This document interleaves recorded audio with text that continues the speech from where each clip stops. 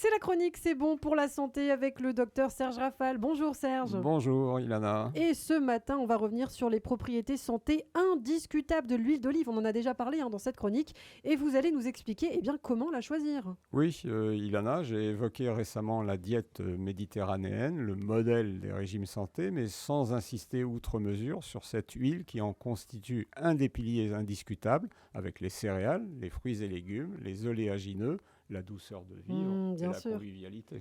Alors l'huile d'olive est utilisée depuis l'Antiquité, mais ses propriétés n'ont été confirmées que récemment. En effet, Ilana, elle est utilisée tout au long de l'histoire pour la conservation des aliments, la cosmétique, l'éclairage. Elle sert même à bénir les souverains, sa combustion signifiant la victoire de la lumière sur l'obscurité.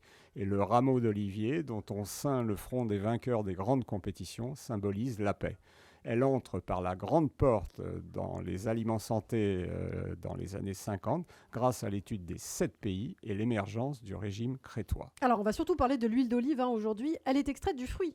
Oui, si la plupart des huiles végétales, arachides, raisins, tournesol, sont extraites des pépins ou des noyaux, l'huile d'olive est, elle, extraite de la chair. L'olive est d'abord broyée par une meule, la purée qui en sort est ensuite pressée, l'huile et l'eau en ressortent et se séparent physiquement, la première remontant à la surface. Alors, qu'est-ce qui, dans sa composition, clairement, lui procure son efficacité santé ? Écoutez, nous oscillons entre le chaud et le froid. Elle est riche, entre 55 et 80% en graisses monoinsaturées, ce qui est bien, mais elle contient 10 à 20% d'acides gras saturés et des triglycérides, vous savez, les autres graisses du sang avec le cholestérol, qui n'ont pas particulièrement une bonne réputation santé.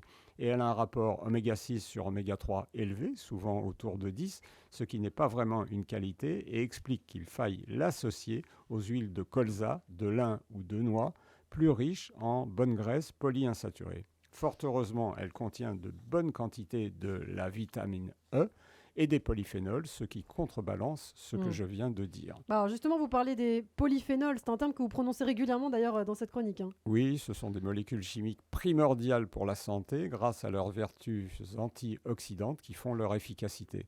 Mais ils sont également anti-inflammatoires et protecteurs neurologiques de la cognition en particulier, ce qui est très appréciable quand on sait la crainte qu'inspirent les maladies neurodégénératives. Bon alors là, les auditeurs veulent savoir comment choisir son huile d'olive. Elle doit impérativement être obtenue par première pression à froid, vierge, extra et bien sûr bio. Première pression à froid signifie que l'huile d'olive a été extraite de façon à en tirer les meilleures qualités nutritives. Vierge, qu'il n'y a pas eu mélange entre différentes huiles d'olive, qu'elle n'a pas commencé à rancir, qu'elle a moins de 2% d'acidité. Extra vierge, qu'elle est particulièrement douce avec moins d'1% d'acidité. Et bio, pas besoin de développer. Comme sa composition est fortement influencée par les conditions de sa production et sa conservation, elle doit être présentée ou conservée dans un flacon opaque qu'on ne laisse pas ouvert trop longtemps, 3 mois maximum.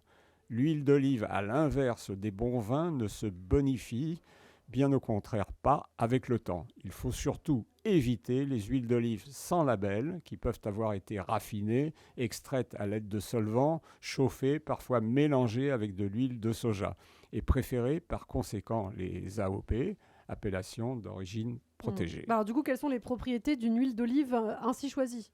Elle réduit le risque de maladies cardiovasculaires, artériosclérose, AVC, elle freine le vieillissement cellulaire et ralentirait peut-être ainsi la survenue de la maladie d'Alzheimer. Alors du coup, bien choisir son huile d'olive, c'est important en conclusion, Serge. Un proverbe corse dit que l'huile d'olive de Balagne guérit toutes les tares. Peut-être, mais pour bénéficier de ses effets et même les optimiser, 2 conditions sont nécessaires. Ne pas la cuire, lui préférer le beurre, ou alors l'utiliser à tout petit feu sans la faire fumer. Et surtout, l'associer à parts égales à l'huile de colza, 1 cuillère à soupe de chaque pour l'ensemble de vos assaisonnements quotidiens. Dans toutes les études de prévention, celle-ci lui est supérieure, sauf en goût.